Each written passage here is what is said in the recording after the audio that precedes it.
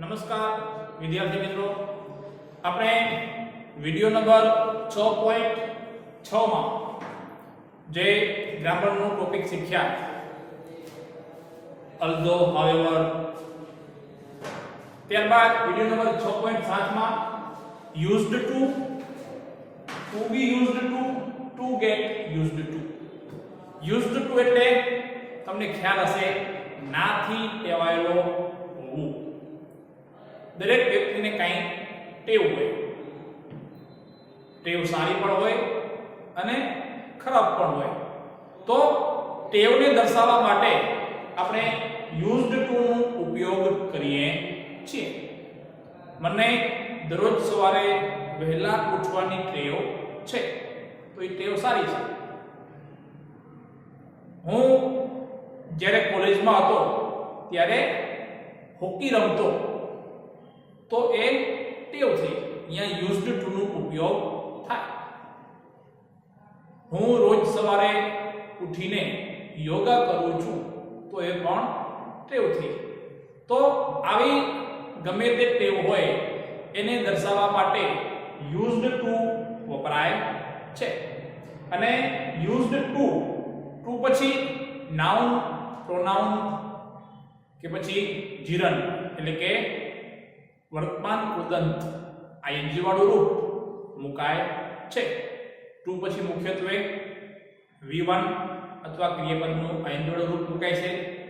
અને જે મુખ્ય વાક્ય છે એમાં used to કેવી રીતે વપરાય એ આપણે અહીંયા એક વાક્ય લખ્યું છે. I was used to playing hockey when I was in college.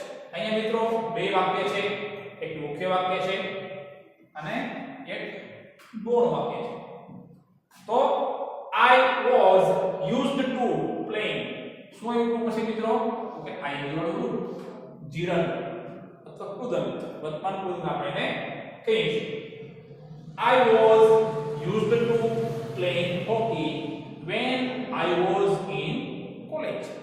જ્યારે હું કોલેજમાં હતો ત્યારે હું હોકી રમતો હતો.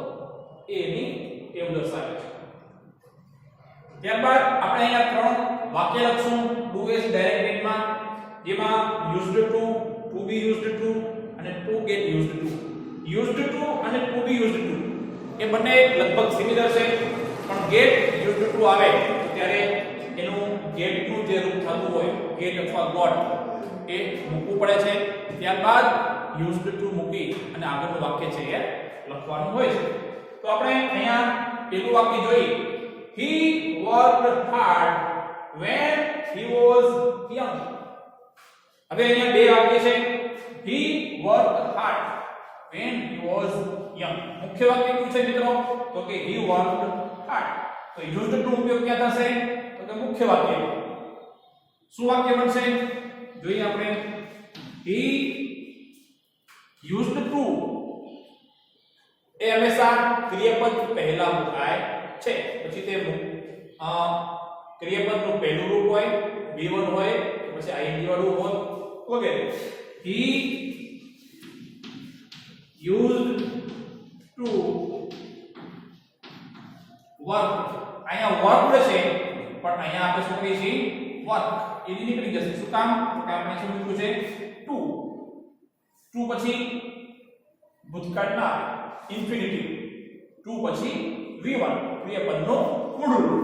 He used to work hard when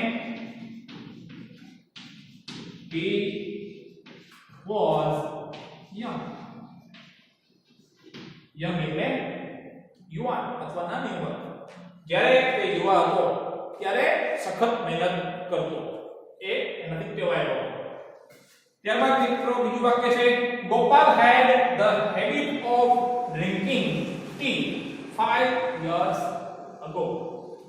ગોપાલને ચા પીવાની ટેવ હતી.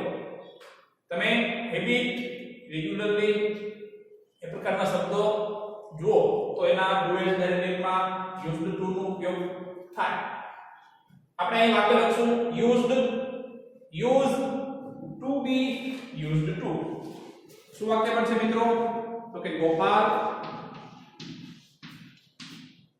had the habit of, અહીંયા આ નીકળી જશે, આનો આપણે used to લખી, ગોપાલ used to drinking, કારણ કે used to એટલે ની ટેવ, had the habit એટલે પણ એની ટેવ, એટલે એની જગ્યાએ આપણે used to મૂકીએ છીએ તો વાક્ય આવી રીતે બનશે, Gopal used to drinking tea 5 years ago. Gopal used to drinking tea 5 years ago. 5 વર્ષ પહેલા ગોપાલને ચા પીવાની ટેવ હતી. ડ્રિંકિંગ જે વર્તમાન પૂર્ણ દર્શાવે છે. હવે મિત્રો આપણે ત્રીજું વાક્ય જોઈએ. There was a time when Tom drank and gambled. Used to get used to ઉપયોગ કરીને વાક્ય બનાવવાનું છે. ટોમ એ વ્યક્તિનું નામ છે. ડ્રેન્ક એન્ડ ગેમ્બલ, ડ્રેન્ક એટલે પીણું, કોઈ નશીલું પદાર્થ પીવું, એન્ડ ગેમ્બલ એટલે જુગાર રમવું. હવે આ વાક્યને આપણે ટુ ગેટ યુઝ્ડ ટુ માં લખી તો વાક્ય કેવી રીતે બને એ આપણે અહીં જોશું. There was